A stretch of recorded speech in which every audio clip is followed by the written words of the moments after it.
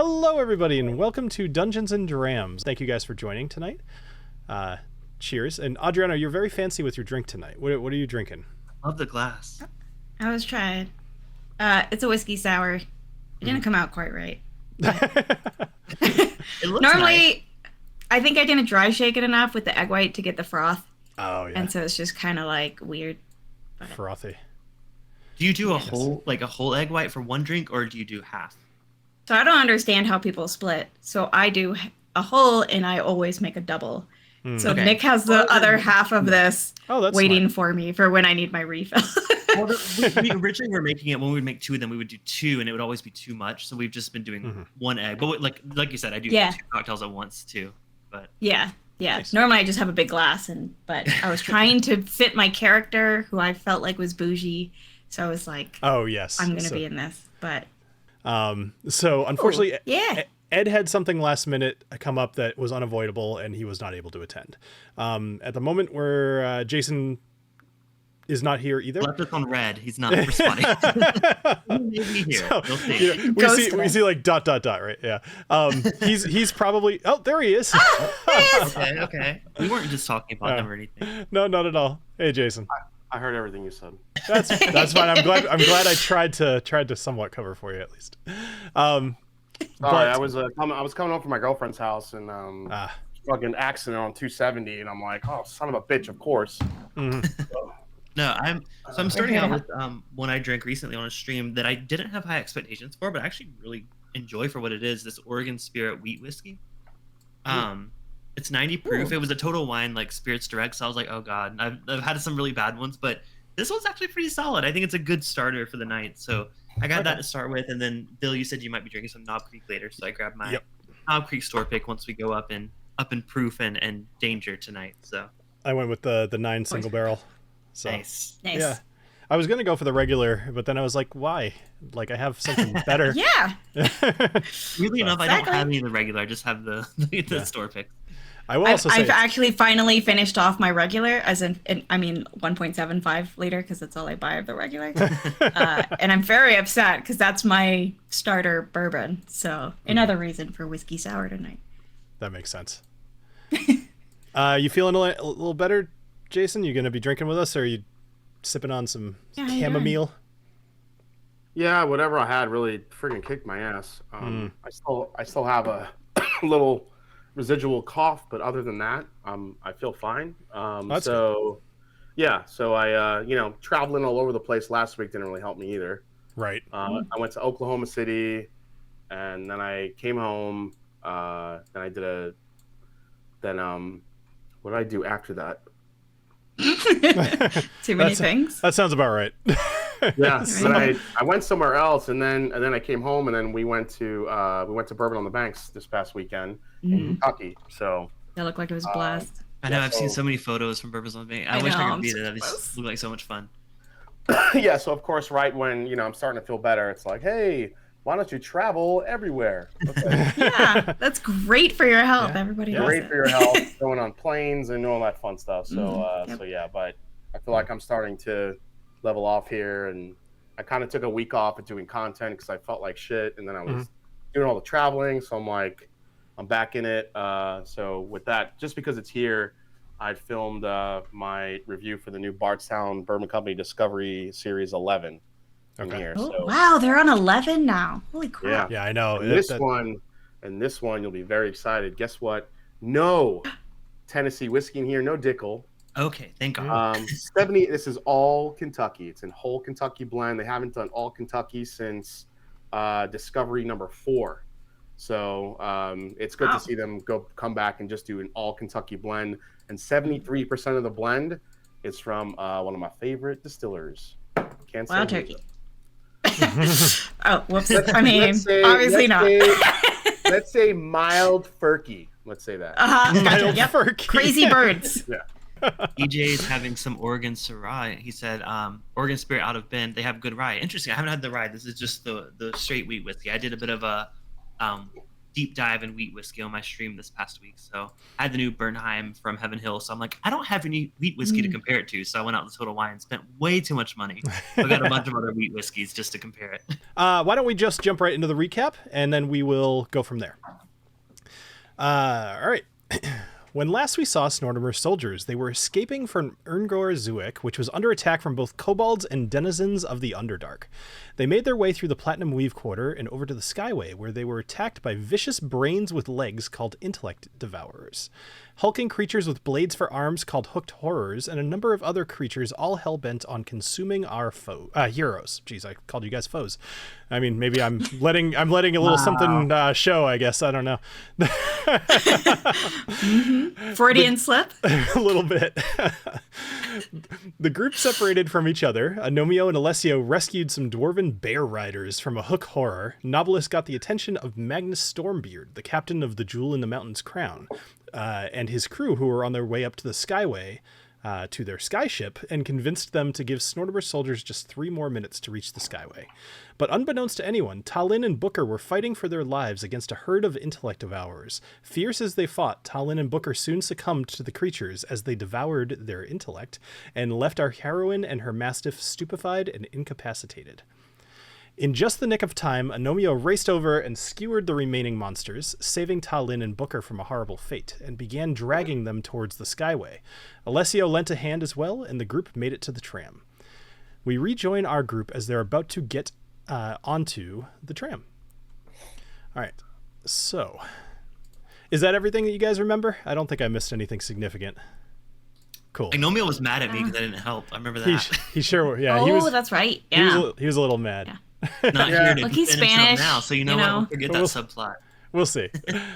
So, Yeah, Knobolas was just hanging out by the stairs. What? This is I nice couldn't there. see anything. It was smoky in there, guys. you know, I Securing our rewrote escape. part of the recap a couple of times to try to indicate exactly how little you were doing. So I was arranging our escape. I'm sorry. I should have just left without him. You were just plinking kobolds off the roof with your nipples, like. He did. He kept the ship here. I wonder where my He friends was just are. distracted by his. He was distracted by his reflection. Okay, that's all. He was, yes. If you know Knobolas, you know he cares about one thing: his nipples. Yeah. Yeah, that's what I'm saying. Like, he was looking in the reflection. He's like, "Ooh, these nips looking good tonight." They are formidable. They are formidable. This smoke is doing me favors. All right. So, as you all, so the entry to the Skyway is a break in the rocks. That's kind of think like a mine entrance, and there's these what do you call them? Like railway kind of going towards it with these things on the left and right to allow heavy moving objects to be loaded onto the tram. So you run through the cave entrance and you enter a long, narrow hallway. Within, you see heavy chains connected to massive wheels, pulled taut. Connected to these chains is a very large, golden-colored metal platform. At the end of the platform is a furnace of sorts that Felicity, the pink-haired gnome that you had kept there, Knobolas, she runs over and she begins the process of igniting or starting or somehow interacting with this tram. You have no idea. She points over to Agnomeio and she says, "You, gnome, come over here and help me." And of course, Agnomeio, he's all for it. So he hands TaLin over to you, Knobolas, for you to carry her. And he runs over. "Ha! I will come help you." So,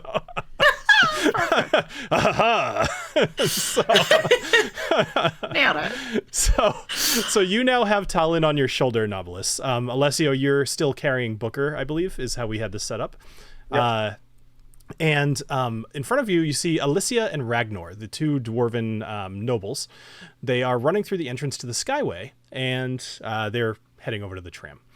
So all of you make it over, and Magnus Stormrider, there's just so many names here, I'm trying to get everything out. So Magnus Stormrider, the Bluebeard captain of the Jewel in the Mountain Crown, he yells over to you, Alessio, and Knobolas, and he says, "Half-elf, Eladrin, help out Serafina carry as many boxes onto the tram as you can." And he comes over, he takes TaLin, starts dragging her, and helps you get both TaLin and Booker onto the tram. So you guys now have this option of helping to load stuff onto the tram. I'd like all three of you to roll 2 separate d20s and let me know what those numbers are. While you're doing that. Can I use real dice? You definitely can. So this is going to determine which boxes you guys are able to bring aboard the skyship, assuming that they make the trip up on the tram. And it may impact your, voyage. Let me know what the numbers that you rolled are. 4 and 7. 4 and 7. All right. Mine are 10 and 19. I like this camera setup so I can show you I'm not lying. You don't have to do that. What did you roll, Alessio? Still. I have a. Also, my dice are prettier than yours. I have a 19 and a natty 20. Wow. All right. Roll one more for me. Roll one more for me, Alessio, as you run over and you're about to grab one, but Knobolas takes it right before you can. That one was a 7. Do it again. You rolled the exact same thing. Yeah, I was worried this might happen, but that's okay. Right. One more. 13. Lucky 13. All right, cool. So between the three of you, Serafina and Knobolas and Alessio, you're able to get 6 boxes. You're not sure what's in them, and you get them onto the tram. And just as Felicity throws a lever and the tram lurches forward. The chains pulling tight, the tram lifts up off the ground and it moves towards the end of this dugout mining hallway. As you look down, as you're kind of raising off the ground, you see a swarm of cranium rats starting to follow up the chains and heading towards you. But great. as they're kind of clumsily making their way up the chains, getting closer and closer, you see at the end of this hallway, as you're kind of raising into the air, it's obscured by a waterfall that's kind of raging over this hole in the side of the mountain.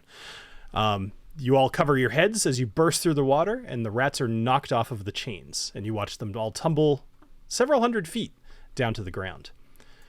You guys are now over the valley in between a couple of these large mountains, Erngor being one of them, and you're kind of looking out over the vastness, and you see a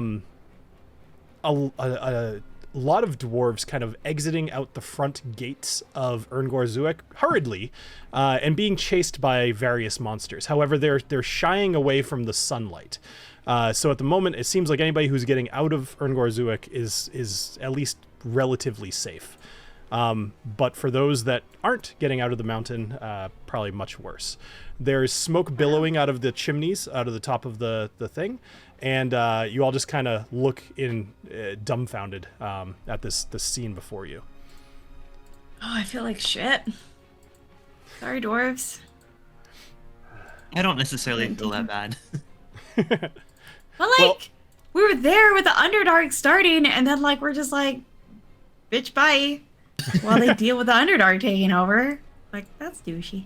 Well, I actually go over to Mr. Stormbeard and I ask him, why did they attack? I only have been here for a couple of days, but I know that the kobolds have been unhappy for a while. They serve and they get beaten and they're mistreated. I'm not surprised there was an uprising. I don't think anybody saw the Underdark being let loose upon Erngor. We had protocols in place to deal with the kobolds should they ever do this, but we did not count on that. Will the Underdark survive the flame within Erngor, or will they get out into the world? They very well may head out after it gets dark. They don't much like the sun, so it's probably fortunate for us that it's bright out at the moment. But we'll be on the skyship soon enough. We can let the surrounding cities know, and hopefully they can prevent this from getting a whole lot worse. We're letting surrounding cities know. So are we releasing pigeons as we go up? So there's magic to send messages to various places. Also, you're as a skyship, you're able to reach various places. So something I was just imagining pamphlets being dropped all over the place. So something to note for the audience at home. So as TaLin and Booker are both incapacitated, I had this idea. I was like, all right, well, maybe you're just going to act really stupid and you can walk around. They're like, no, that's silly. So TaLin tonight is actually going to be playing a different character named Serafina Shadowdusk. She is a tiefling with crimson red skin and long black, jet black hair, and she is a sorceress. Oh, damn. And she is a member of Magnus Stormrider's crew. Hence the bougie drink tonight, because Okay. I feel like people who do bougie. Where did that come from? I feel like people who do spells are bougie. So. Is that her with the That was my horns thought. coming out of Yes. her head? Oh, So yeah, the- that is her. Wow. So that's Seraphina Shadowdusk.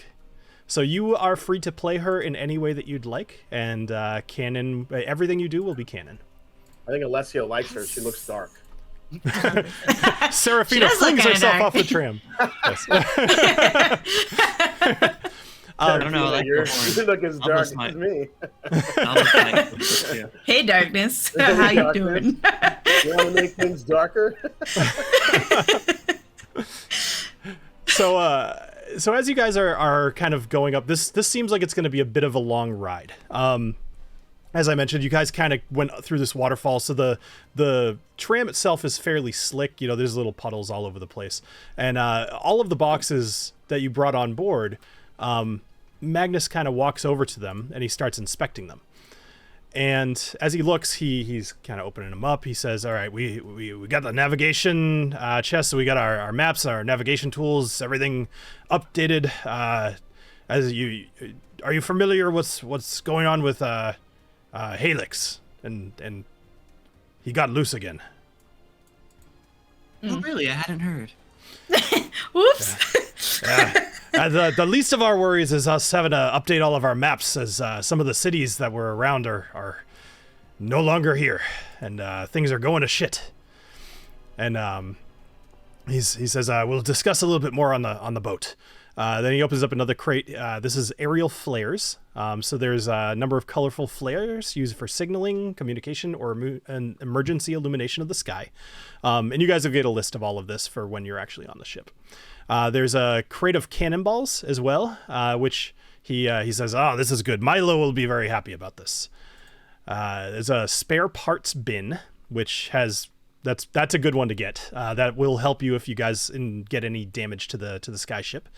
There's a celestial observation box, which has telescope, star charts, and a comfortable chair for crew members to sit and look out at the stars.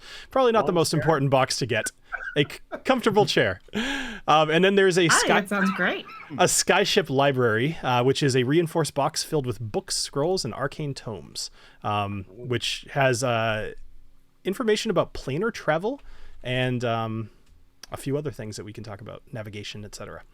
All right, so you guys got a couple of good boxes, a couple of interesting boxes, but they intended on bringing all 20. I think you're underrating comfy chairs. I'm just saying.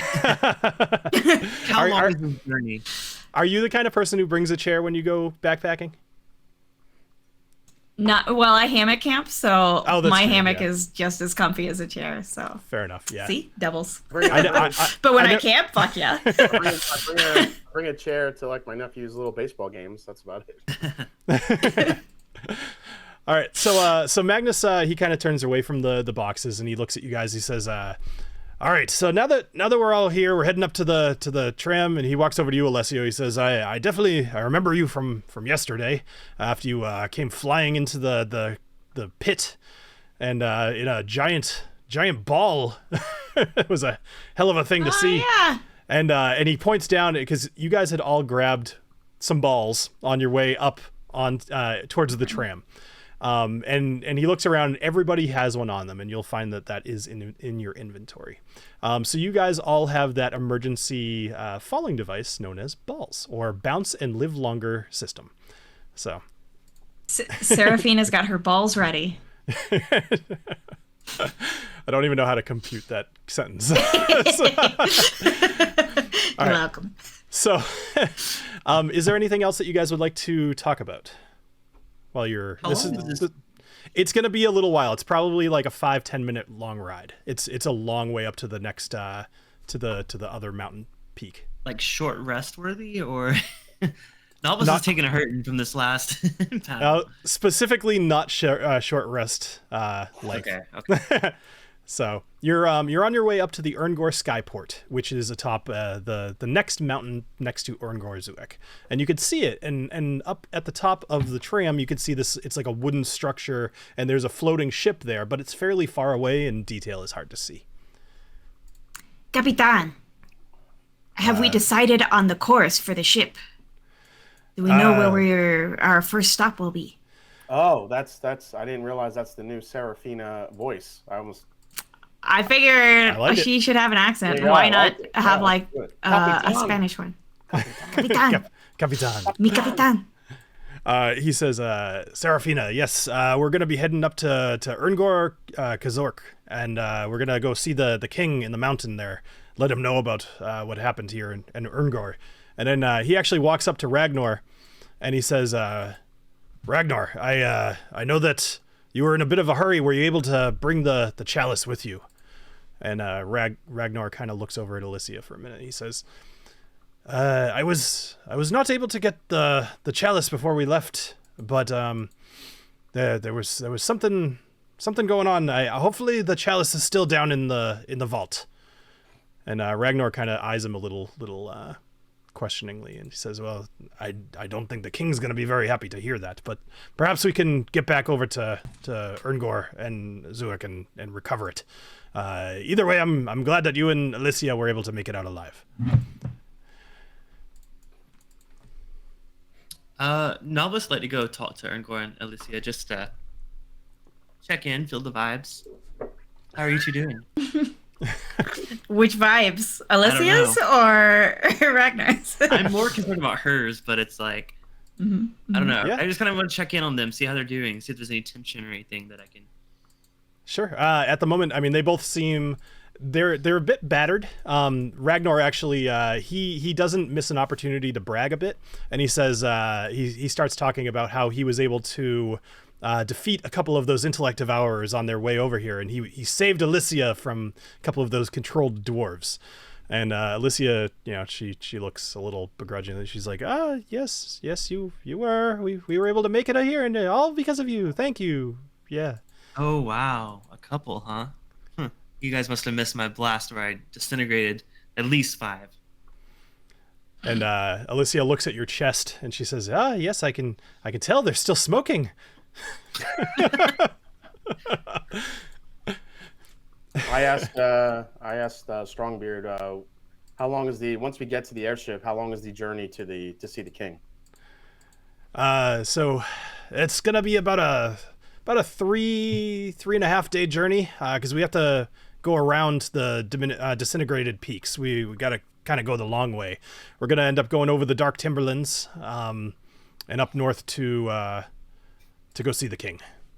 Any sort of dragons? Only if we go over the disintegrated peaks. Fireclaw does not take kindly to airships over his home. There's always fire drakes that might be a problem, but we've got Milo up on the ship. He's our gunner, and he's real good at shooting them down. As long as Fireclaw doesn't notice us, then we should be okay. Fair enough. And he says, do you have any experience on a ship? And he actually looks around to both Knobolas and Alessio. Sorry, to both of you guys. Colin's drooling, so he doesn't bother. Yeah.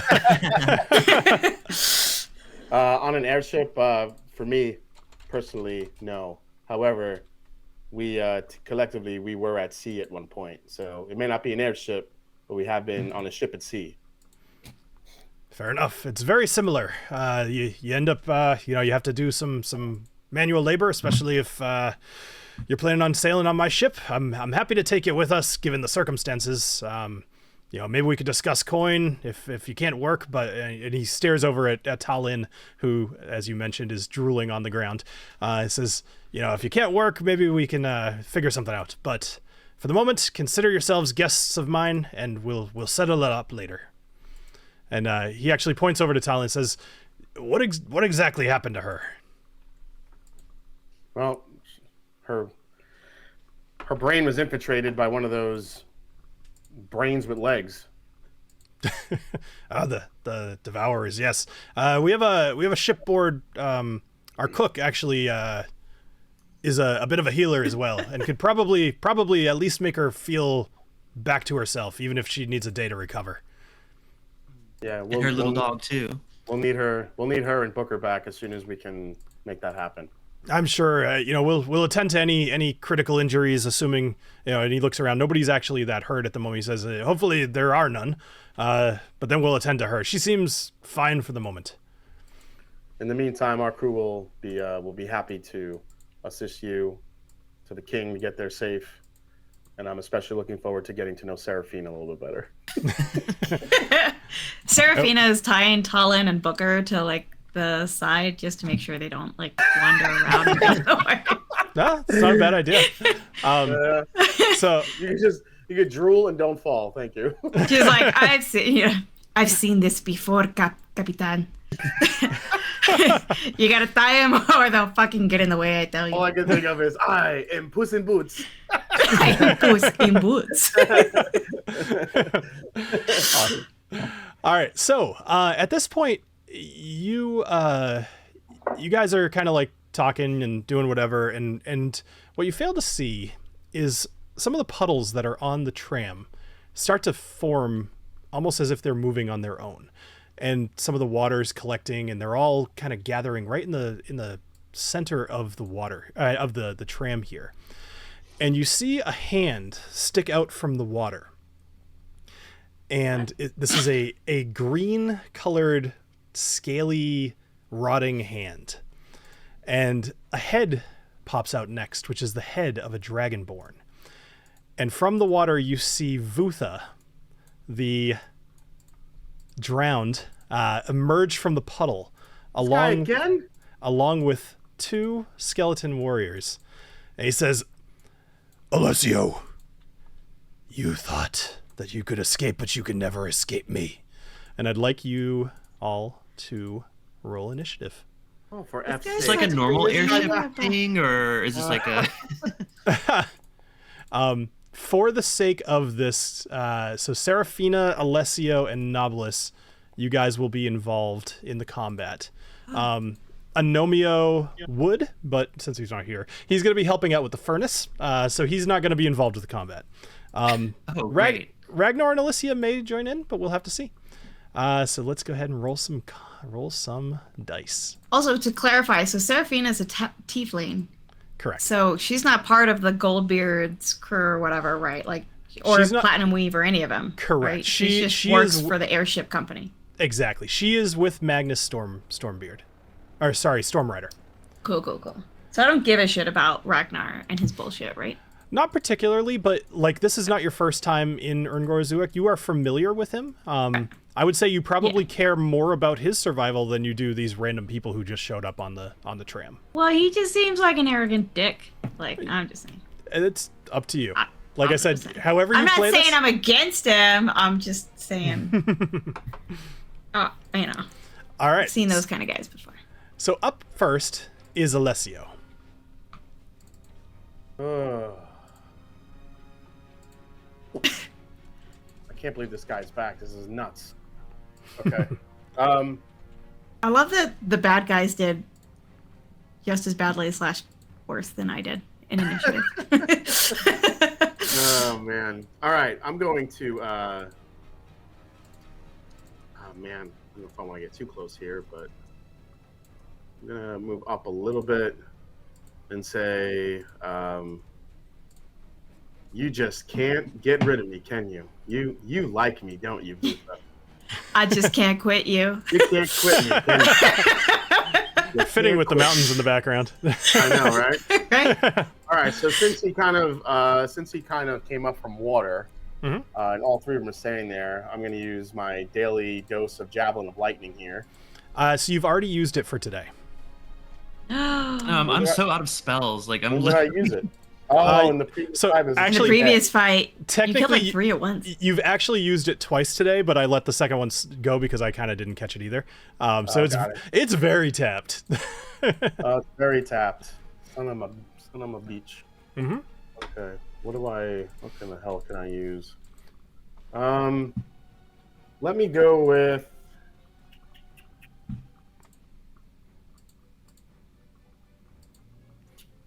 And Knobolas, you're on deck. Yeah. Let me. You know what? I'm gonna use my Thunder Wave. See if I can knock these guys off the damn platform. Okay.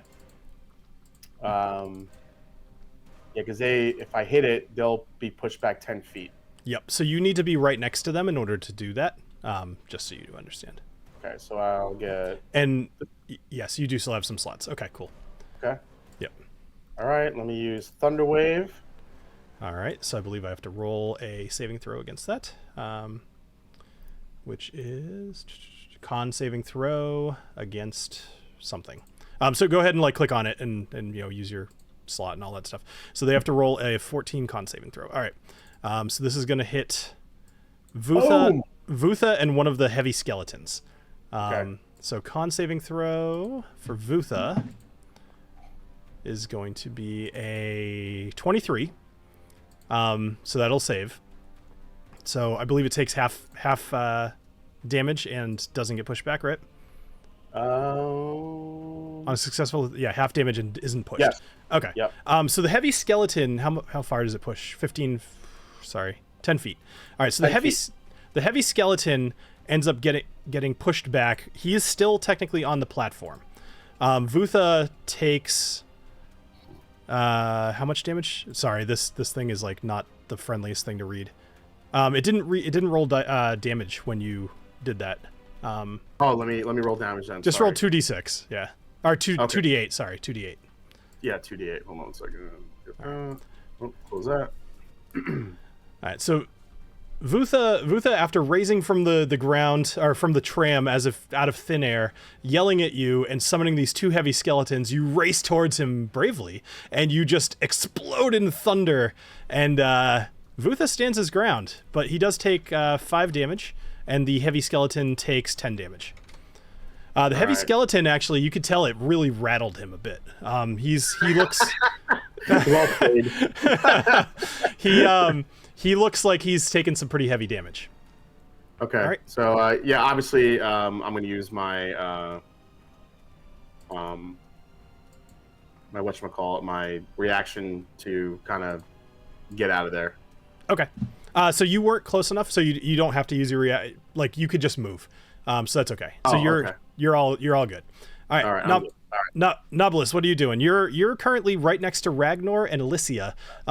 If anything, you're basically guarding them with your body, and Ragnar is kind of inching behind you a little bit. He's trying not to be obvious about it, but honestly, he's pushing Alessia just a little bit out of the way so he can get more behind you. You don't think anybody but Alessia notices, but you notice. What are you doing? I'm going to turn back behind her, just look at her and say, "Don't worry, I'll protect you." And then I'll run forward. Ooh, nice. All right, so I'm going to run like here. I'm going to target the skeleton that's like near the edge.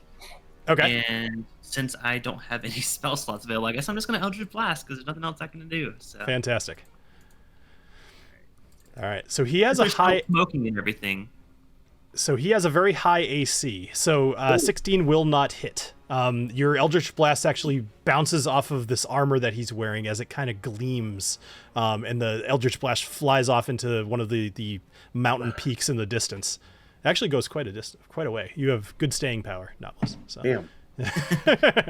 I have good range. All right. And after getting hit with this blast, you see him. He grips one of these handrails on the side. Oh, come on. All right. You know what? I'm gonna try to be even more powerful. I'm gonna charge up the other nip and go for another one. Yeah. I'm firing my lasers. 18? 18 will hit. All right. Yes. All right. So, go ahead and roll damage. And because he was holding on to that railing, a 10 will not kill him, but let's see if he goes flying off or not. I'm going to let him make a strength saving throw. If he rolls above, let's say a 15, I'm going to let him hold on rather than getting blasted off. All right. So a 22 will definitely do it. So this skeleton, he basically goes flying, but he's holding on to this thing and he kind of lands, but he's hanging off the side. He's going to have to use a good chunk of his movement to get back onto the tram.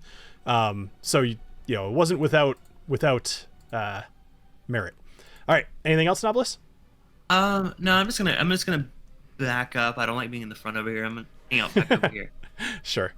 All right. Keep track of how much movement you use, because I'm not going to pay attention to that, but I think you're good. All right, so up next is the skeleton that you just blasted. So he's going to use half of his movement, which he has a 30-foot movement speed, so he's going to climb his way back on. And he is going to, let's see, he's going to kind of shamble up towards you guys, but he's not going to make it.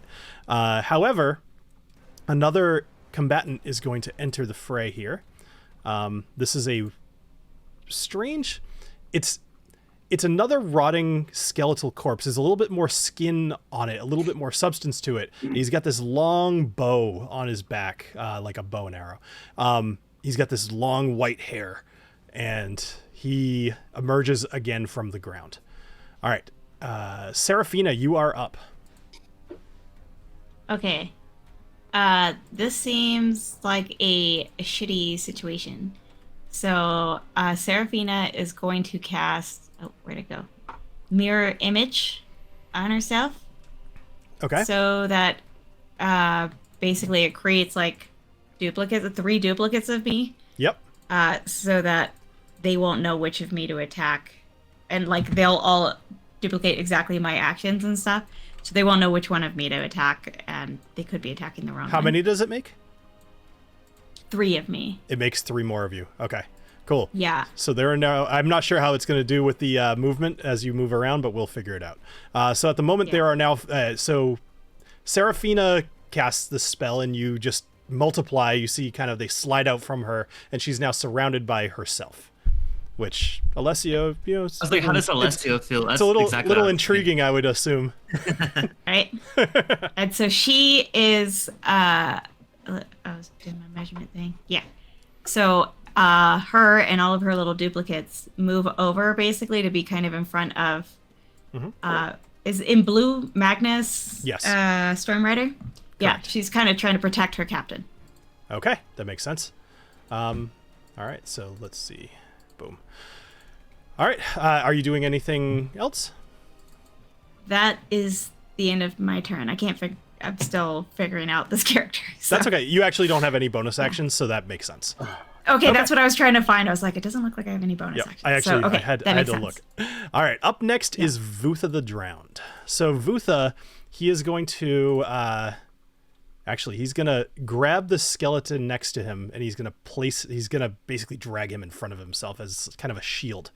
But he is going to, I believe this is within 30 feet. I just want to make sure that you're close enough. Yep. So he's going to target you, Alessio. I should have had this charge, so ignore the rolls. Okay. He is going to cast Aquatic Torment at you, Alessio. So he's going to, he's going to do it at you, and he's going to target the two Seraphinas. I actually forget which one you are. So I think you're this one. I'll put a thing on this just so whatever. You're degenerating now for some reason. All right, he's going to target these 3 right here, and each target must make a con saving throw. So go ahead and make a con saving throw, Alessio, and Seraphina, you can roll 2 con saving throws, please. 14. Oh, gotcha. All right, so that does not succeed. Seraphina, you rolled a 13 plus what? So you rolled a 14 and an 11. All right, so all 3 of you fail. So you're going to take 14 damage. Well, I'm using my uncanny dodge. Okay. Yep, so just half all damage, correct? It's not just dexterity. Okay, cool. Yep, just half damage. All right, so you're going to take 7 points of damage, and the 2 Seraphinas are going to disappear. Because I believe if they take any damage whatsoever, they disappear. And you are currently, Alessio, incapacitated until the start of Vutha's next turn due to excruciating pain. So you basically have water is being forced into your lungs, and you feel your lungs start to swell, and it's, of course, the only thing you can concentrate on. You're taking some damage, and you're incapacitated. All right. Vutha is going to use some more of his turn to actually he's going to stay there behind the skeleton at the moment. Up next is another heavy skeleton, so he is going to charge towards you, Alessio, as basically killing you is the only thing this character cares about. All right, guys, this is where I die. No. So, because you're incapacitated, his attack with the greatsword is going to have advantage. So he's going to roll with advantage. Dude, what the fuck? Oh my god. Sorry. All right, so it was a 23 to hit, and then a 19 to hit. So it gets a multi-attack. So he is going to do 12 damage plus an additional... Oh, I'm sorry. I actually rolled that wrong. It is advantage anyway, so I'm sure it's going to hit, but just in case I crit, because that matters. You're evil. I'm not evil. I'm perfectly awesome. All right, so you're going to take 12 and 9. So you're going to take 21 points of damage, Alessio. Christ. Oh. As this heavy skeleton is in your face right now. I love how Bill brings these giant fucking powerful beasts after we just did a whole fight in the cave. They didn't have time to rest. Right? No chill. Wait, So how much total? 21. Jesus, okay, So- 7 points of hit points left. Great. And I'm incapacitated. And you're incapacitated. Guys, you guys better fucking roll and beat these assholes. Yeah. So at this point, seeing what's happening to you, and these guys are clearly a risk to this tram, Magnus is going to enter the fray. So Magnus is going to charge down towards you, Alessio, and he's going to attempt to save you against this heavy skeleton. And our awesome music just stopped, so let me get that back on. Boom. Okay, so he is going to use his Warhammer against this heavy skeleton. And he's going to make an attack. It's going to be an 8, which is not going to hit.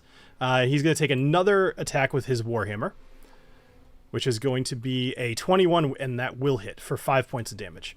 All right, so he kind of rushes over. He's actually going to knock you out of the way, Alessio. So you're going to move 5 feet over to the side, and he's going to replace... Sorry, he's got this move, it's called bait and switch, where he grabs you and, switches with you. So you're now not directly in front of the skeleton anymore, but you're 5 feet away. So he is engaging with this guy, swings his Warhammer, and does some pretty significant damage to the center of his body. After that is this new combatant, the one with the white hair. He takes the bow off of his back. At the moment, he cannot get a good shot at you, though, Alessio, because the heavy skeleton is in the way. But he can target this Seraphina, which, if I remember correctly, is the one that is you. I'm sorry, that's not how that works. Actually, I think you have to roll to see if I actually hit you. Correct? Sorry, it's been a little while since I've dealt. Actually, yeah. We'll deal with the first 2 that I killed off. We'll just go with that, but double check that cool. spell while I'm attacking you. So this Okay. This creature is called a wight. Think like White Walkers, right? So it is going to take its longbow off of its back. It's going to knock an arrow, and it's going to take a shot at you, Seraphina. Rolling a 11 to hit, which I don't believe hits you. Yeah, that doesn't hit a duplicate plus your... Yeah. Yeah, so either way, it doesn't hit because my duplicate's AC equals 10 plus my dexterity, and then mine is 12. Okay. So either way, it would be like a 13 or a 12. All right, excellent. So it shoots, it misses. The arrow actually, it goes right through your clone, and it's like a flicker, and it just launches off the side of the tram. All right, up next is Alessio. So you're incapacitated at the moment. You can't do anything until Vutha's next turn. Sorry. Knobolas, you're up. All right. Well, great. I'm gonna target Vutha. I'm gonna go ahead and step forward just a little bit. Okay. And I'm gonna Eldritch. Wait, hold on. That guy's still not dead. That same skeleton? Correct. He is not dead. He is very mangled at the moment. Okay. Might as well. I'm gonna take my first shot at him because why not? All right. 28. I assume that hit. 28 will definitely hit. And 11 damage. All right. So 11 damage. And he gets pushed back 10 feet. Yep. So he's actually going to barrel, because of the angle that you hit him, he's going to barrel into this wight And because of the way this is Oh, sorry, going to work... I was go ahead. I mean, I was targeting the Oh, skeleton. you were hitting the other guy. I'm sorry. Yep. All right. So either way, that's going to just completely destroy him. So you blast him, and the body just goes flying off of the side and disappears down into one of these gullies here, shattering upon the rocks. His bones ever? No, the bones are going to scatter, so people won't find him and won't trace it back to me. Say that again? I said the bones are going to scatter. He's going to fall apart as he falls, so they can't trace it back to me and like recover the body or anything. Bingo. Yep.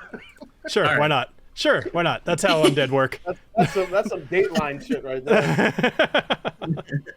All right. I'm going to use my other Eldritch Blast on Vutha. So. Okay. All right. Go for it. Vutha the Drowned. Oh. A 13 will not hit. Oh, actually, I'm sorry. I'm sorry. A 13 will hit. Because apparently, yeah, since Vutha is undead and basically his whole thing is coming out of like he doesn't actually wear any armor. He's wearing clothes, but he's not armored. So you're gonna do 8 points of damage to him. Yeah, I'm gonna push him back like you said originally into the. All right, perfect. So you're gonna push him back, and I'm gonna have him basically hit this white. The white is gonna make a strength saving throw against basically being barreled over. Let's see what happens. That's not going to do it. So a 6 isn't going to do it. So the white's going to get pushed back another 5 feet, and I'm going to knock him prone. Vutha is a large, not technically large, but he is a big creature. So hitting into this other undead who's fairly skinny, I'm not against basically knocking him over. Cool. All right. Anything else? I'm just going to use Dark One's Blessing to give me some hit points back. Cool. All right. Also, don't forget to give yourself some temporary hit points for killing that skeleton. That's what that was for. That's what it is. Okay, sorry. All right, so up next is Vutha. It is Vutha's turn. Let me just double check that spell I cast on you, Alessio. Am I not in the lineup anymore? I don't know where I would be, but I don't see myself. Oh, you know what it is? It's because since I killed off one of your people. Where were you originally? Do you remember? I just remember that I was. I'll put you after Knobolas. That's fine. You can go. Okay. You can go now. Yep. Okay. Sorry about that. Sorry. I just had luck to see. Okay, so it's Vutha and the white over there. There was one thing I wanted to check. Was it Tides of Chaos? Yes. Which is the one that gives me better luck. Yeah. Tides of Chaos gives me advantage on a roll and is not an action, right? Correct. Yeah, it's a feature of yours. And I can only do that once? Okay. Yep. So I'm going to use Tides of Chaos to get advantage on this roll because Vutha and the white, who both seem brutal. Sorry if there's any background noises. Nick's pouring me my other whiskey sour. Anyone else? Is she what? Oh. My camera keeps... That's all right. Yeah, my camera keeps being stupid. Yeah, do your turn and then do your camera. Yep. Yeah. But, technology. Right. But since those two are grouped together, they seem mega evil, and I'm worried about Mi Capitan. I am shooting a fireball. Ooh. 3rd level spell. And I'm doing it 5 feet above deck so that the deck isn't on ground. This is an open top thing. Yeah? Correct, yes. We're in there. Okay, cool. Yeah. So yeah. Advantage with my thing and casting fireball. Okay. All right. So you're gonna. Yep. So cast your fireball. It'll let you place a marker, and then it'll kind of do its thing. Ooh, my. Oh, I don't want to get our boxes. All right. So saving throw. It needs to be a dex saving throw of 14. So for Vutha, he's gonna do that, and then so is the white. Vutha rolled a 4. And the white rolled a 10. Nice. All right, so on that point, make a dexterity. Target takes 8d6 fire damage on a failed save. All right, so roll your damage. Yeah, buddy. Woo-hoo. Oh, that's fun. Yeah, fireball's great. I've heard it in like other things, and I'm like, that looks intense. I want fireball. That's amazing. Wait, it's 8d6. Yes. So you did. Oh, okay, yeah. 31 points of damage. So here's the thing. Vutha, he gets hurt, but he doesn't take quite as much damage as you would think he should. Motherfuckers resisted the fire is so annoying. He did drown. He's oh yeah, he's waterlogged. Yeah, so he's gonna take 16 points of damage. The white, however, is gonna take the full 31. Although how's he looking? I'm a little surprised he's not. No, he's not. Okay. He's hurt, but he's not dying. Yeah, I don't see any little droplets. Yeah. Okay. Yep. Anything else? That's that. Yep, that's it. That's it for me. Right. So Vutha is going to he's going to recover from this.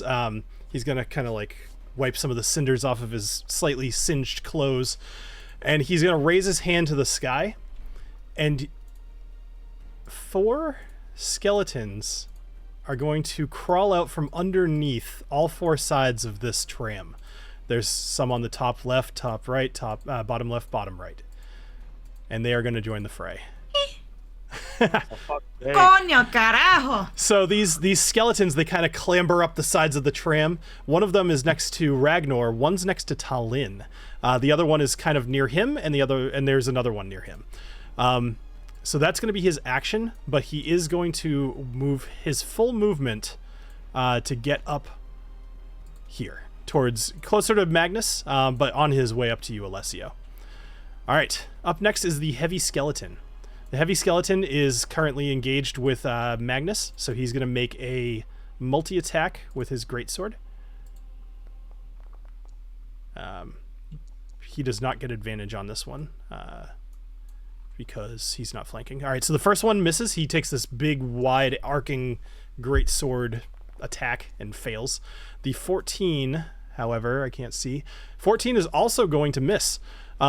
So he's just taking these big sweeping edge things, but he's a lot taller than this dwarf, and I think they're just kind of passing right over his head. All right, up next is Magnus, who has no such qualms with being tall, or no such disadvantage of being tall, I should say. And he's going to take his warhammer and take another swing at this skeleton, the heavy skeleton right in front of him. I enjoy a world where it's a disadvantage to be tall. I said that just for you. That brings me joy. So the 15 is not going to hit either. He's going to take another swing with his warhammer. This one's going to hit. Ooh. All right, so 24 to hit. He's going to do 11 points of damage to this heavy skeleton. And the heavy skeleton... Go Magnus, go Magnus, go Magnus, go. All right, cool. I was just making sure he wasn't vulnerable to bludgeoning. He is not. So heavy skeleton took quite a bit of damage. Actually, one of his pauldrons shatters and falls to the ground. As it hits the ground, you see it disintegrate into water and just kind of sit there on the floor of the tram. All right, up next is one of the skeleton on the top right. It's going to climb over the top, and it's going to take an attack at Ragnar, being the closest one to him. With his short sword, just this nasty, rusty, marked up short sword. Not going to hit, however. Magnus has this gleaming golden breastplate, which as it gets hit with a sword gets deflected off, and the scrape along his chest plate, it appears for a minute and then just kind of welds itself shut and completely disappears. And that's going to be it. The skeleton's going to use the rest of his movement to kind of get a little bit more on the tram. Next skeleton, at the bottom left, he is going to use his full movement to kind of get into the fray next to Magnus Stormrider. He is gonna take his attack action with his short sword against Magnus, who has a 16 to AC. So that one's gonna hit for 7 points of damage. All right, so suddenly Magnus finds himself surrounded by skeletons. Not a great position to be in, and we'll see how that plays out. Up next is the skeleton next to you, TaLin, and this skeleton's going to crawl over the side, look down at you, and see your body laying on the ground. Heart still very clearly alive, and he's going to take his sword, and he's going to try to plunge it into you. What? No. I don't even look yummy. Dude, like, what? I look... So... What a waste of your time, skeleton. So, something to know is that although you are incapacitated, so he's going to have advantage on this attack, but you're not dead. Uh-huh. You still have 29 hit points. So maybe this gives I can take a hit. Something else to maybe concentrate Not for on. All right, so a 15, but I keep forgetting how to roll advantage. I think you have to hold control, is it? I don't know. Either way, a 15 will hit, so he's going to do 7 points of damage to you. You Wait, react... so he's going after me, not Booker. He's going after you, like, not I'll Booker. take that. Yep. Okay, I'll take All right, that. and then up last is another skeleton who is going to make his way up to you, Knobolas, and kind of get in your face and swing his short sword at you. All right, there we go. I figured out how to roll. Disadvantage. Very, very good, Bill. Either way, a 10 would not do it. So he takes his short sword, swings at you, does not hit. All right. Up next is the white that's down towards the back. It had is going to spend half of its movement getting up from prone, so that's exciting. And he's going to use some more of his movement to kind of get up on top of this box. No, he's going to get in front of the box. That way, if he gets pushed, he will stop at the box, or at least tumble over it. And he, knowing that you just blasted him, I believe, Knobolas, right? He's going to attempt to take a shot at you. This is one of those cases where if he rolls a natural 1, he's probably going to hit the other skeleton rather than you. But he's going to use a life drain attack. So you see... Oh. In fairness, Seraphina attacked him more recently than Knobolas did. Oh, you're right, with the fireball. All right, so we'll do that instead. Yeah. I actually... Oh, reach 5 feet. Oh, okay, never mind. The life drain is not... That's right. When I did this the last time, I actually homebrewed it to have the arrows have life drain on it. So you got lucky that I just made shit up in a previous campaign, and I thought it was the way it worked. He is going to take a longbow attack at you, Seraphina. And you'll have to roll to see if he hits you or your duplicate. Either way, he doesn't hit you because it rolled a 10, so that sucks. Oh, yeah. Doesn't matter. I'm not going to give him advantage because you're not actually engaged with that skeleton that was attacking Knobolas. So, end of his turn. Alessio, you are up. You are conscious. You're not incapacitated. You are alive. And what are you doing other than bleeding all over the place? Oh, God. I don't even know. What's happening? Do you have any healing potions? Maybe healing potions? Yeah. Actually, I think I do. Yeah, I have a potion of healing. I have two of them. So something to remember, this just doesn't come up a lot, so I'll remind you in the audience. So if you want to use your bonus action to take it, then you can roll for the healing. If you use your full action to take it, you can take the max healing that the potion gives you. I'll just use that as my main action. I'll take the max healing. Cool. All right, cool. So you chug. What kind of healing potion are you doing? Just says potion of healing. Okay, so that's a 2d4 plus 2 hit points. Okay, so you're gonna get 10 hit points back. Yeah. 2d4 plus 2. Yep. Yeah, so 10. Well, so you don't because you're doing the full action, you don't have to roll for it, so you get the full 10. Oh, well, that's disappointing. Okay. Well, you have 10 more hit points now. This You're not on the verge of death. Though. Yeah. Now you do have. So you used your full action. Do you have anything that you can do with a bonus action that would be worth doing? I actually don't know. I'm just asking.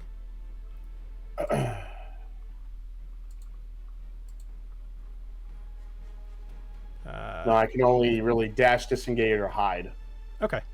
So you have your Shadow Blade. What's that? You have Shadow Blade. Oh, no, you don't have any spell slots left. Never mind. I like this. You guys have never actually been in evil. You've never been in a situation where you were actually not just like gonna kill everything I throw at you. All right, Knobolas, or if you want to take any movement, Alessio, feel free. But Knobolas, you're up. Yeah, there's nowhere to go. Okay. This skeleton bro in front of me, like, it looks like he's wearing like a metal armor. Is that accurate? So he's wearing, it's kind of like armor made of extra bone. So he's a bone skeleton boy wearing bony armor. But you don't know how important that is. Is it metal? No, it's made of bone. And I'm suddenly very happy that I made that decision. all right. I don't have any kind of disadvantage because he's this close to me doing a ranged attack, do I? You would with your Eldritch Blast. Okay. Gotcha. Yeah. All right. It's just- I'll go ahead and just do the shocking grasp then. Okay. Yeah, because it's a ranged spell attack, so it would have disadvantage. All right. So you're gonna do your shocking grasp. So I'm gonna All right. roll 2d8. Well, let's. Okay. And is there a save, or does it just suck? 11. On a hit. So your attack was 11, which will not hit him. Whiskey. Risky whiskey. Woohoo! All right, let's try that again.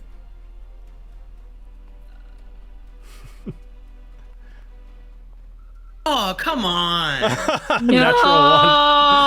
Hey, did that even actually roll though? It doesn't show up on the thing. And may have clicked the wrong button. I mean, you tell me. I don't know what you. It was I clicked attack in the same column that was there before. So let me try it again. If it does the same thing, then oh shit, never mind. Okay, All right. never mind. So I missed. oh, it replaced the other one. Okay, yeah. So Yeah. okay, well, was. you at least you got to drink some whiskey. All right, so you shocking grasp and you grab him, but it just I don't know, it doesn't work. Whatever. Okay, anything else, Knobolas?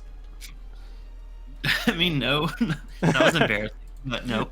All right, Serafina, you're up. Okay. So me and my little dupe over here are gonna move to the other side of this white so that Magnus and I are flanking it. kind of Okay, thing. so that's just a regular skeleton. But yep. Oh yeah, whatever that guy is that's next to Magnus. All right. So hold on. So as you're moving, I mean, yeah, it's fine. You would have gone around the back of him, so you wouldn't get any opportunity attacks. That's fine. Okay, yeah. Mhm. Yeah, I just pulled it over that way. Sure. But, so I think Fireball's the only thing I have that does any damage. That shouldn't be the case. I mean, a dagger. Oh. Hold on one sec. But I can't Fireball him because I would hurt others. That's an oversight on my side. I just gave you another. Let me give you one more thing here. I meant to I actually meant to give this character more. I wasn't planning on you playing her originally, so she has a certain set of skills. But I just gave you a cantrip called Firebolt, which is basically a bzz, thing. So. Yeah, like low level, not quite Fireball thing. Okay, But what I'm perfect. more upset about is you're not drinking Fireball while casting Fireball. That is an absolute. Oh, I cannot. I mean, nobody stand should ever drink Fireball as a Fireball, thing. so, yeah. Exactly. Thank you. I may or may not have some in the freezer. It's okay. I'm not firing it. I love the shelf turrets, but I can't drink Fireball. It's so gross. I like it. I'm sorry. Ugh. Okay, so I'm going to cast Firebolt at this standard skeleton. Whoa, that was harder to say than I thought. Standard skeleton. After I hope a couple of whiskey sours. So what I would suggest since you were You're so since you were moving anyway, you should probably all right. So you cast it at the wrong character. It's fine. Since you're a caster, and I know this is kind of your first time being a caster, being right up next to the thing that you're trying to hit is going to give you a disadvantage, as well as you are squishy, and if they try to attack you, they're probably going to hurt you. So you did just move. If you want to move to somewhere else, So I could be like over here. Yeah, I mean, you could have gotten there in a wide arc. That would be okay. That's probably more realistic. Would that be better? Yep, I think that's better. So you rolled a 24 for your attack with a firebolt. So go ahead and roll damage. And this is against this regular skeleton that you said? Yes. Mm-hmm. All right. Yeah. Cool. It's just 4. All right, so you're going to do 4 points of damage. That's definitely going to hit. It's going to do 4 points of damage. And he is currently focusing on Magnus. So you hit him in the back, and you kind of singe his little bony armor a bit, but he's not really paying attention to you at the moment. Okay. Cool, that's it for me. And I'm going to throw one more spell on you that I also think would make sense for her to have. Okay. It's a level 1 spell. You can check that one out. This makes me think the Bill is really worried about us by just throwing, you get more spells. Well, he just made it like I chose at the last second to do this, and it was like, oh wait, I only have one damage spell, and it's the biggest. The way so this character specifically has spells that would make sense to have on a airship, and so that's why she didn't really have any attack stuff. But that's not fair to Adriana, so I'm okay with this. Anyway, up next is Vutha. So Vutha, now seeing Alessio completely being blocked from his view. So he's going to attempt to recharge his Aquatic Torment. But that doesn't mean he's going to use it quite yet. Oh, I also forgot he has legendary actions. So Vutha, being a little pissed off at the moment, he's going to move over to you, Alessio.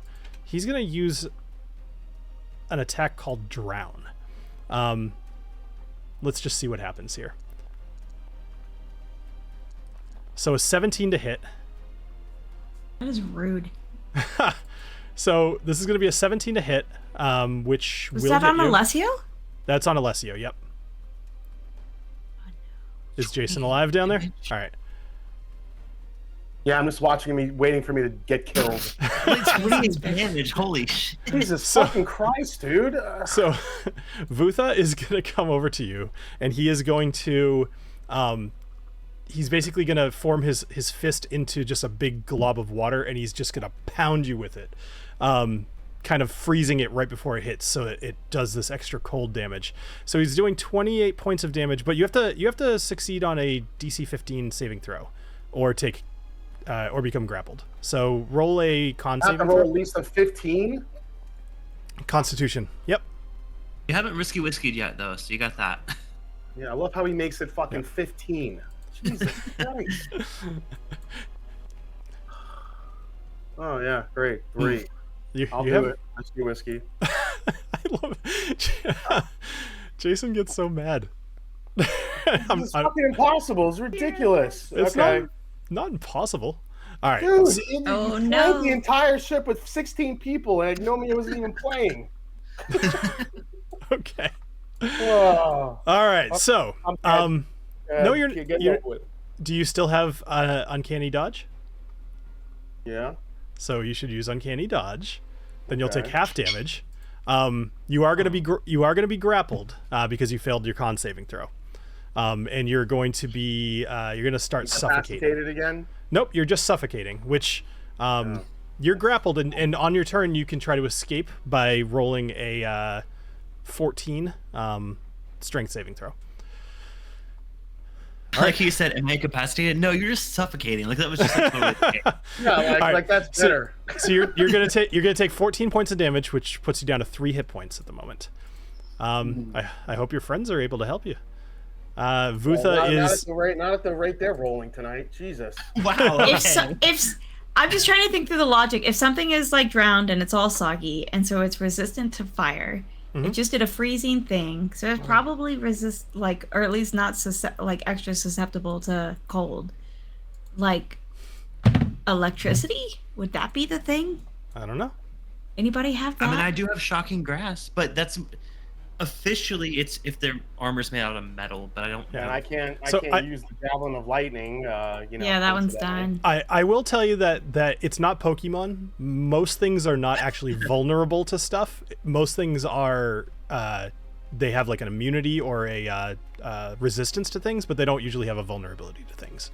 So, but like most things only have a resistance to one thing. Yeah. If they, no, not at all. Like Vutha has So resistance. you to could be like, resistant to a bunch of things. Vutha has resistance to like 5 things. He's a soggy bitch. What? And I'll tell you, I'm not well. So I'm homebrewing Vutha a little bit, but he's based off a creature called a Revenant, which is specifically a hard creature to kill. So I hate all right. that. So Vutha is staring at you and enjoying watching you suffocate. Heavy Skeleton is up next. He's going to attack Magnus with his greatsword. Let's try Alt and see if that does advantage. Yes, it does. Okay. They're gonna get hugged enough as a child. So even with advantage, he does not end up hitting Magnus. But he's going to do his multi-attack with his greatsword. Let's see if he hits this time. He rolls a natural 20. No. For 15 points of damage against on Magnus. Yes. So at this point, My boo. Magnus is going to yell out for help. And another combatant is, you actually saw him fly away at the start. There was an Aarakocra who went up to go alert the skyship of what was happening. Oh yeah. And you see him come over, and he lands on the tram. And so TaLin Windrider is going to join the battle. All right, so and he's actually going to that we have TaLin, and then we have TaLin. TaLin, yes. Actually, I didn't even think about that. You're totally right. All right, so TaLin, sorry. Sorry. All right. The heavy skeleton is done. Magnus is up next. Magnus is going to... What would he want to do? So he already did his little bait and switch with you, so he can't do that again. He is probably just going to attack this. He's going to attack this heavy skeleton that keeps beating on him. There's really nothing else that would make sense. However, you're suffocating, so he's not going to get advantage. All right, natural 20 against the heavy skeleton. All right, so he is going to do 7 points of damage, which is enough to kill this heavy skeleton. So heavy skeleton is going to drop to the floor, crumbling into a bunch of bones that then disintegrate into water. So he is no longer on the battlefield. All right, up next is TaLin Windrider. Oh, geez, adult dating check. God, we haven't had one of those in forever. Yeah, if you guys could take care of that. Don't worry, Bill. Oh, it's been a long time, yeah. All right, so as part of TaLin coming onto the tram, he's going to continue to fly, and he's going to do a dive attack at Vutha. He's kind of observing this whole thing. He sees what's going on. He's going to do a dive attack. And if he's flying and dives at least 30 feet straight towards a target and hits it with a melee weapon attack, the attack deals an extra 10 damage to the target. So he's going to attack it with his talons first, which was kind of like a melee attack. 15, which will hit Vutha. So he's going to do 20 points of damage. And then he's going to peck at him with his beak as well. Oh, hell yeah. All right, so 20 to hit. It's going to do 1 piercing damage. That's pretty shitty. Oh well, that's all right. He goes to bite it with his beak, but then realizes all just disintegrating flesh. It's kind of gross, and he backs off. So if you survive this next round, he'll be able to help you out, Alessio. But we'll see what happens. All right, up next is the skeleton attacking Ragnar. So he is going to make an attack towards Ragnar. Whoops, I didn't mean to click on that. Let's do this one instead. He's going to swing his short sword. A 10 is not going to hit. Boy, these skeletons kind of suck, huh? At this point, Alicia and Ragnar are going to join the fray as well, because they're very much involved. I was like, how are they not even fighting? They're literally so they were Ragnar got hit immediately, or I think did. Alicia and Ragnar were kind of surprised, so now they're entering the combat. Up next is the second skeleton, which is the one next to Magnus. So he's going to make an attack against Magnus. Short sword. Stop coming at my boo. No advantage. 8 points of damage. Magnus is actually starting to kind of look a little bloodied. Does he hit with a 6? No, he hits with a 6? He sure doesn't. Thank you for catching that. Appreciate that. I've decided Seraphina's is like in love with her boss. I was like, you just came for him. I'm upset. No, I like this. I like it. All right, so the skeleton is going to move around behind him as he just saw this Aarakocra kind of dive down. He doesn't really want to be next to that, so he's going to go behind Magnus. Up next is this other skeleton that's right next to TaLin. Excuse me, TaLin. I'm now very confused. Yeah, I really should have. I should have thought better of that. I should. Yes, it's maybe last names. It's gonna. No, you're just TaLin, and the other one is gonna be what is it? Windrider. Windrider. Yes. All right. So the skeleton is gonna make another attack at you, TaLin, with its short sword, again with advantage because you're incapacitated. Come on, keep going, buddy. Like. A 12 is not going to hit you, despite you being laying on the ground, not moving.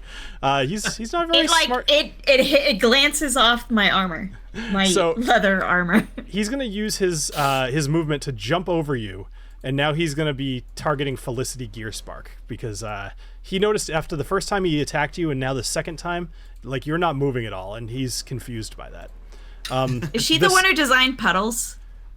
No, Piddles. Nope. But she does kind of look like him. Okay. It's just another gnome. They love crazy colored hair. Okay. Just at least I like to think so. I don't feel bad if it is her. All right. So this skeleton below you, Knobolas, is up next. Let me get rid of this thing because that's distracting. All right. No, that's fine. All right, so he's going to take another swing at you with his short sword, Knobolas, and maybe freaking hit something. All right. 22 to hit. No. For seven damage, okay. Knobolas. Bill is way too excited about that. I hate that. I hate when I have little minions and they just eat up time and they don't do anything. That's no fun. We're cool with it. It's fine. It's totally cool. All right, so this skeleton, he's going to shove his sword right into your calf, kind of like from around the side, and he's going to do 7 points of damage to you. And you just have the skull right in your face, smiling at you. Breath smells pretty terrible. Up next is this wight, who he had. Let's see, who's he going to attack? Again, Vutha is blocking him, so he can't attack you, Alessio. So I guess he's probably going to attack Knobolas, being that he's kind of got a really good view at him. He's going to make a multi-attack with his longbow, which I apparently should have been doing all along, but that's okay. We'll just do this. Longbow attack. 17 to hit. Does that hit? Yeah. All right, so that's going to do 5 points of damage. He's going to make another longbow attack at you. He's going to pull another of these really gross-looking black arrows out of his back. 16 to hit. Yep. For another 8 points of damage. Okay, and he's going to take a couple of steps up. Actually, he's going to walk right next to you because he's got another... Wow, okay, great. He has another attack called Life Drain, which he'll plan... He's going to do it next round. Not this round, but we'll see what happens. Alicia is up next. She's going to be fighting against the skeleton here. Whether she's having a little lover's quarrel at the moment or not, she doesn't necessarily want to see her husband die to a skeleton. And what she's going to do is... All right, she's going to yell at the skeleton. And she's gonna say something along the lines of, how dare you attack the noble of Erngor Zuik? And she's gonna use Noble Scorn, which the skeleton has to make a oh my god wisdom saving throw, or he's gonna have disadvantage on his next attack. Which is... Could they have like a douchier attack, like Noble Scorn? Well, she doesn't have a weapon on her because she was kind of taken by surprise. Like she wasn't just holding her weapon in the house. So her attack is like a loud nag. Is that it's basically like her being like, "I'm better than you. You're so below me." That's exactly what it is. That's what I tell my mother when she's bothering me. Mom, stop noble scorning me. Noble scorning me. So she's a mean girl. So the skeleton's gonna have disadvantage on its next attack, and Ragnar is. I'm putting you in my burn book. Ragnar, on the other hand, does have a warhammer, and he is going to make an attack, actually a multi-attack. But what he's going to do... No, that's silly. All right, he's going to make 2 attacks with his dwarven warhammer. The first one's definitely going to hit for 5 points of damage, which is about half of his health. And then he's going to make another dwarven warhammer attack. These actually should be with advantage, because Alicia is yelling in his face. The 18 will hit for another she's scoring him. Another 4 points of damage. Okay, cool. Up next is Alessio. What are you doing? Don't I have to save myself from his grip of death? You do. So you need to make a strength saving throw. I believe it was 14 or better. Regal admonishment. I like that. So the skeleton is a disadvantage because this chick is like being a bitch to him. No. Oh, Alessio rolled a 4. Do you still have your? No, he drank. Whiskey? So does Seraphina? Does your thing? Does it let other people get advantage, or is it just you? Let me check. Your Tides of Chaos, I believe, is that the one that you use, or no? Bend Luck. When another creature Bend you can luck, see... I think I can... Okay, never mind. This is... Wait, yeah. When another creature you can see makes an attack roll, an ability check, or a saving throw, you can use your reaction and spend 2 sorcery points, that's fine, to roll a d4 and apply the number. All right, so that actually wouldn't matter. It would still just make it an 8. That's too bad. Okay, so at the moment you are still drowning. And... So much fun tonight. I'm sorry, Jason. I don't feel like Bill I'm not- rebalanced Ed being out. Like it's like low. Like there's. I believe it or not, I really did. So there was going to be more going on, but you know. Oh shit. All right, so Alessio, here's what I'm gonna do. Where's your inventory? Oh, I think I must have. Yes, that's where it is. Give me one sec. I mean, in theory, I wanna like, I want to read. Just give me Agnomeio one would sec. have Give me been- one sec. One sec. Yeah. All right. Shit, it went away. I'm rereading something here. Okay. We're gonna end your turn here, but we'll see what happens. Because there's really, well, you know what? You're drowning, but that doesn't mean that you're. Oh, you're grappled, right? I believe that's what it said. Okay. So you really can't do anything. Knobolas, you're up. You got to remember, this one particular undead wants nothing but to kill you, so that is all it's trying to do. Knobolas, you're up. Me? Yeah. No, it wants to kill Alessio, but Knobolas, it's Okay. your turn. Just want to make sure. I don't like how this guy just came for me, so I'd like to change my target from this little skeleton bro to this white dude. Okay. And I'm gonna Eldritch Blast him. Oh, sorry, no. he's Sorry too about close to that. me. I'm not gonna Eldritch Blast. I'm gonna What about his armor? It looks a little metallic. He is, in fact, wearing metallic armor. Yes. Great. I'd like to Shocking Grasp him, Okay. Nice. which gives Yep. me advantage. So on that. he's wearing studded leather, and the leather has metal studs in it. So. All right. How do I give my? Okay, I think I figured it out. All right, so I have advantage on that. 21 should hit, and Yes, I it get does. to roll a 2d8 of damage. Roll high. All right, that will do it. The white falls dead. Ah, Ooh. It just barely, like, you literally killed it with 12 damage. That's what it had left. So, tell me how this looks. What are you doing with these measurements? I'm trying to figure out what would hit where. I'm deleting them now. Okay, that's fine. All right, so Knobolas, tell me what this looks like. I just like I don't know. I love the ideas of just bones just like crumbling. So like, I would like to just like grab on his chest, like see like electric waves just flow through him, and his bone just turn to dust and like collapse on the floor. So don't forget that you have a hex as your bonus action. Is something that you could be doing. But I'm out of spell slots. Can I not? Oh, well, that sucks. No. Thanks. Yeah. That's, You also That's you do great. have your Dark One's Own Blessing as well, which I believe you. I looked it Oh. up. Actually, it stacks. It does stack, so it's kind of nice. Cool. All right. Anything else? I mean, I don't want to move away from this guy. I don't want to give him an advantage attack against me, so I think I'm gonna just stay Yeah. here. Okay. All right. Up next is Seraphina. This is the longest tram ride that has ever happened, by the way. No She's kidding. been long enough for a short rest. Now all of a sudden, like, Well, But it's long enough for us the to beginning die. part wasn't. Well, keep in mind that every round is 6 seconds, so it actually isn't nearly as long as it seems. Okay, so me and my dupe move over here because we want like better vision over here.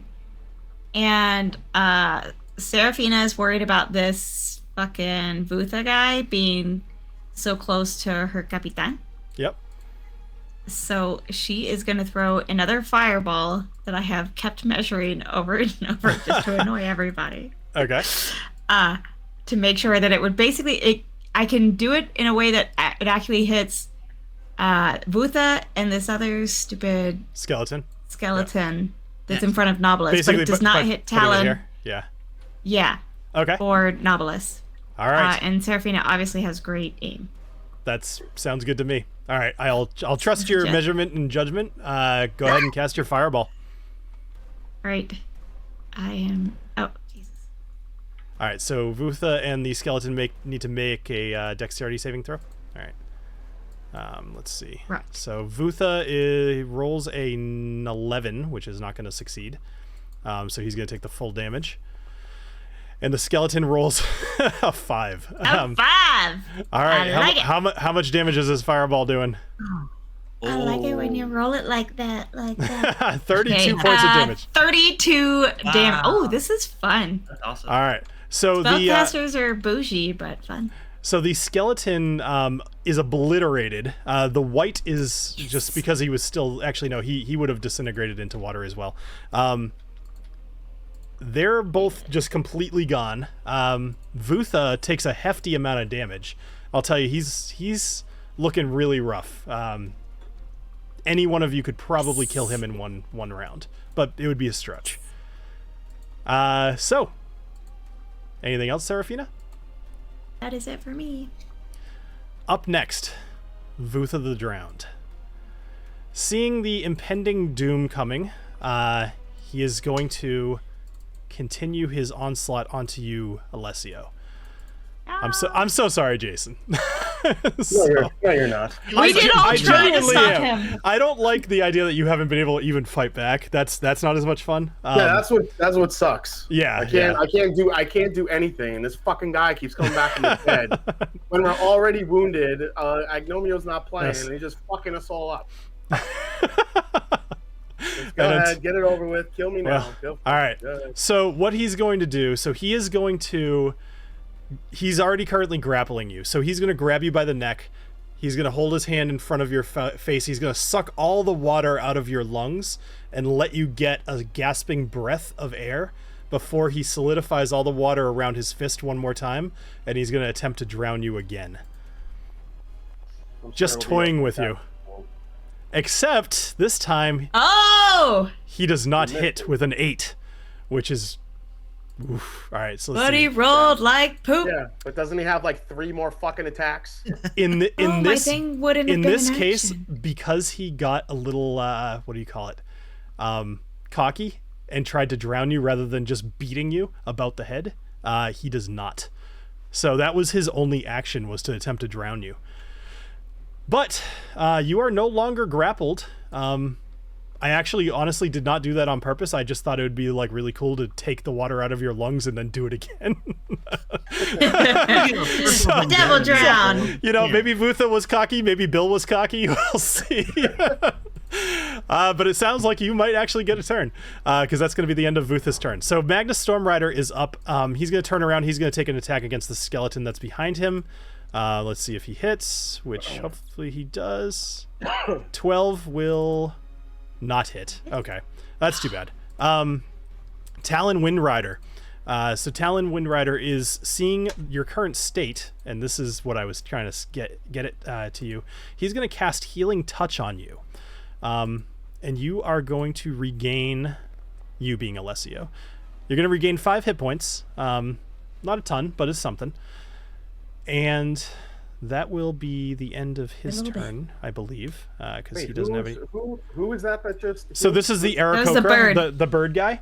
So that's TaLin Windrider. Yeah, he swooped down, he attacked Vutha, and then he just grabs you by the shoulder and kind of pumps some healing into you. And he's like, "Wah!" Squawk, whatever. I didn't do that well. I'll have to learn how to squawk. Knobolas watches this, like watching them pump that healing into him, and Thank you, Knobolas. I was like, okay. He just pumps it into him. All right. Pumps it right into him. All right. So up next is this skeleton next to Ragnar. So after Alicia just yelled at him, he's actually going to turn his focus towards her. He does still have disadvantage on his attack, but he is going to make a short sword attack with disadvantage against Alicia, who has a 10 for her. He's gonna hit her for 6 points of damage, causing her to actually get pretty close to death. She's only got 12 hit points total. So he stabs her with the short sword, and Ragnar's eyes go red, and he's none too happy. Let's see, this skeleton over next to Magnus, he's gonna make his attack. This time it's going to be with advantage because Vutha is engaged with all of you here. He's going to get, what's it called, flanking. 19, that'll hit for 5. Okay. And he is going to stay where he is. Actually, no, he's going to move right directly behind you, Alessio, with his attempt to give Vutha advantage on his next attack. What kind of skeleton has a brain? Like, the ones to that are do being that? commanded by Vutha. Vutha, actually, so the Revenant / Vutha is actually a very intelligent, I think he's got something like 18 intelligence. Not 13 intelligence, but he's wise. He's got high wisdom. All right, so this skeleton is going to attempt to attack Felicity Gearspark, which is the pink-haired gnome running the furnace, with the intent of trying to stop this whole thing from moving. Stabs her right through the back for 8 points of damage, doing quite a bit of damage to her, but she's doing fine. Alicia, she is actually going to use her turn to attempt to run away. She's going to run towards you, Knobolas. She's going to get an opportunity attack against her, unfortunately, but her intent is get away from this thing towards the one guy I know is trying to help me. So the skeleton's going to make an opportunity attack. He's going to hit for 4 points of damage. She is now limping, hobbling. She's bleeding. She is really, really banged up. And Ragnar is going to attempt to save her using his Dwarven Warhammer. I'm surprised. Well, it might be more of a pride thing than anything. So he's going to do it feels more of a status thing. 8 points of damage to the skeleton. The skeleton falls to the ground and evaporates into water. Alessio, you are up. You have 8 points of health. You are surrounded by a skeleton and Vutha. Vutha is looking really banged up. You can see that once again the skin is starting to kind of fall off of him. He's breathing heavy. It's almost like he's having trouble keeping his body together. Well, I'm going to try Rhymegeist Glacial Sting, and hopefully I could actually roll something worth a shit tonight. All right, go for it. Come on, Ramgeist. An 18 will definitely hit. Okay. Let me get my damage. Actually, come to think of it, hold on, before you do anything else. Roll one more attack because Vutha is flanked. So you have advantage, which also means that you get sneak attack damage if you hit, which you already did hit. Okay. All right. Just in case this is a 20. All right. So go ahead and roll for your regular damage, and then after that you can also roll sneak attack. Regular damage. Mm-hmm. All right, so 13 points of 13 damage already. with Rhymegeist. So you plunge Rhymegeist into Vutha. You see the ice crystal starting to form around the stab wound, really seeming to interact strangely with his body composition, knowing that it's mostly made of water. We'll see what happens. But go ahead and roll your sneak attack damage. Okay. Because after Vutha's attack on you, TaLin Windrider did attack him and took his attention away from you. He also last he saw of you, you were on death's door. Suddenly you're stabbing him with his sword and it's taking him by surprise. It's under features. I know. How come it's not? Oh, I gotta unclick that. Got it. Okay. Sneak attack damage. You do an additional 10 points of damage to Vutha. He is still alive. All right. But a valiant attack. All right, you hear in your head, Alessio, you hear the voice of Rhymegeist, almost egging you on, and you see and you feel your sword that's still within Vutha, completely encrusted in ice, and Vutha is, mechanically he would be restrained. He is basically, his whole body is completely frozen to the ground. Anybody who attacks Vutha will have advantage. Okay. Knobolas, you're up. All right. Well, that's a challenge. Well, first of all, I want to step in front of Alicia. Yep. Yeah. Just to kind of like protect her shoulder a bit. So I'm gonna stand. I don't want to actually move, but like I just want to like shift a little bit to stand in front of her. And then now that so I have names. This name's not showing up. The bad guy, Voltra, whatever. Vutha. Sorry. Yeah. Now that Vutha is not so close to me, I'd like to Eldritch Blast her. Him. I'm also misgenerating. I apologize. Wow. That's all right. All right, so you're gonna blast him with your Eldritch Blasts. Yes. And you said I get advantage, right? You have advantage. Yes. 18. 18 will hit. For 6 points of damage. All right, 6 points of damage. You blow one of his arms off. As it's starting to crystallize, it falls to the ground and shatters, melts into water, and evaporates. He's standing there with one arm, which is still around your neck, Alessio, just a little less tight. Because that's more like a drunk guy, like leaning on somebody kind of thing. Because I really got to rub it in. No. All right, so your second Eldritch Blast. Second Eldritch Blast. 20. A 20. Go ahead and roll damage. Damage. Oh, here we go. 13. A 13 will not do it. He has one hit point left. One hit point left. God. Oh, come on. I wanted to give it to you, but Seraphina's up next. What are you doing? All right. Seraphina, finish him! So apparently my duplicate doesn't have my extra thing, so I was clicked on the wrong person because having multiple of you is confusing. I'm just gonna delete the other one for now. I'll drag it back on here. Give me a sec. If need be. I probably shouldn't. That's fine. Oh, I've got a cantrip that I can do. So I will use my cantrip of boop, boop, boop, boop, boop. Wait, is that stupid? Or should I use my burning hands? He has one hit point left. If you hit him, he dies. Right? Like, if I use a firebolt, it's fine, right? All right, we're going to go after him with just the firebolt. Standard. Okay. Wait, did it roll? I don't know. Sorry. I've clicked on the wrong thing. No? Why you no roll?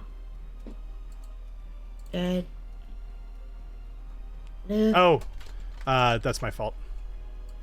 There you go. Try it again. Okay, let me...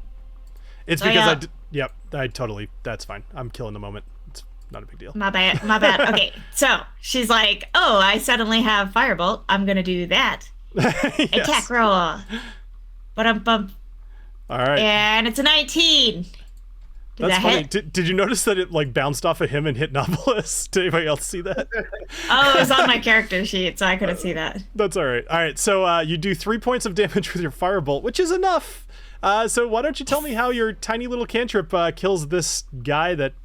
Yeah, go ahead. So after a couple of fireballs before, he's dried out enough that now just a firebolt attacks him and he just into a little ball of steam. Kind of thing. Perfect. All right, so I like the steam idea. Vutha evaporates in a big plume of steam, falls to the ground. Again, water dissipates everywhere, and you guys are now officially out of combat as you arrive. Because he was in control of the skeletons, right? He was. So they're gone. Everything is Guys, gone. I'll be right back. Hold on. Sure. As you all arrive at the top of the tram, you all you are now completely out of combat. You all arrive at the top of the tram. You climb up. You get on top of onto this ship, which is let me just describe this. So the Jewel in the Mountain Crown is a large wooden skyship with these large orange and blue orbs that are almost organic in style attached to the bottom. There's these veins of orange and blue going throughout all of the hull of the ship, as they seem to be what controls its vertical and whatever movement. You all climb aboard, and Magnus sets sail, and you start heading north away from Erngorzuk. And that will be the end of our episode tonight. Hey, what happened to the other skeletons? They are all dead. Oh, that one didn't die. That one's dead. Yeah. Oh, yeah, okay. Sorry. Yeah. All the skeletons. We did. I think that was right when you went on mute. All the skeletons are dead. So, I just was trying to wrap that up real quick. So you all got onto the skyship, and you are setting sail to the north towards Kazork. Yes. Kazork. Yeah. Yes. All right. Sorry that was so difficult. Holy Hey, no one died. Yeah. We're okay. I will say, as you all saw, I did not pull that punch. I was trying to, you still have to be unconscious and then roll your death. You had a little bit to go. But, Vutha wants you to die. There is no ifs, ands, or buts about it. If Vutha comes back somehow, I call shenanigans. There's no way. All right, like he dead. Vutha's come back twice already. That's the thing with the Revenants. Yeah. At this point, it's easy enough to put that together. Wait, so last time Vutha drowned. How did Vutha die last time? Did we drown? So initially, No. you He got- drowned initially to left begin him on with. the That's ship how he to became die. this guy. We left him on the ship to die and drown. correct. Yeah. So, and then he came to That you was guys me in the jungle, hard. and then you killed him, and now he's here again. I will tell you that twice now he's emerged out of some sort of body of water.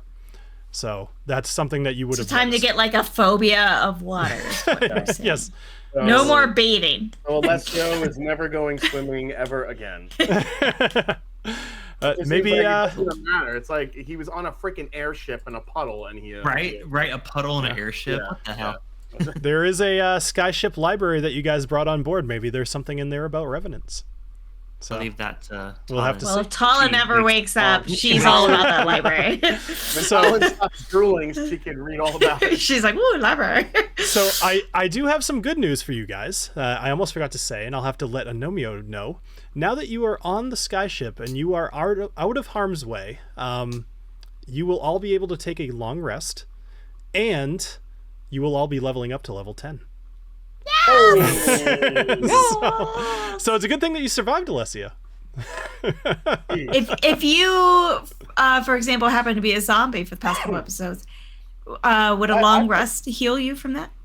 I lot- forgot when you. Yeah, I'm sorry. No, go ahead. A long rest will heal your intellect problems. Yes. Sweet. So you will be back to TaLin, and Serafina will be just another member of the crew. I forgot when you get hit or like to a certain point when you lose all your hit points. What's the? Then you have 3 death saving. You have So the way it works is you are Okay. now. There's 2 things that can happen. Number one, if I hit you, let's say you have 100 hit points. If I hit you for 105, then you're unconscious. If I happen to hit you for 200, the idea being twice as many as your total hit points, you are dead with no chance of surviving. Like you don't roll death saving throws. But let's go for the more realistic one. That mostly happens like on lower characters. So with your 100 hit points, let's say you go down to -5, you now have to make death saving throws. So every time it's your turn, you have to roll a 10 or better 3 times before you roll under a 10 3 times. If you roll under a 10 3 times, you die. If you roll a 10 or better 3 times, you are now stabilized. The same thing as your healer's kits, but you're not conscious. So that's it. So dying, unconscious really isn't the worst thing in the world, and a single hit point of healing will bring you right back. I know this rule well as somebody who's been unconscious quite a few times. Yeah, it's actually been a little while since you've been unconscious, and poor Knobolas, you've got a lot of hit points. I try sometimes to target you, and it's hard. You just don't die. Now that I've leveled up, got a good bit more. So we'll see next round. Yeah. TaLin's always just like, "Oh, let me just run in and die." All right, cool. Whoops.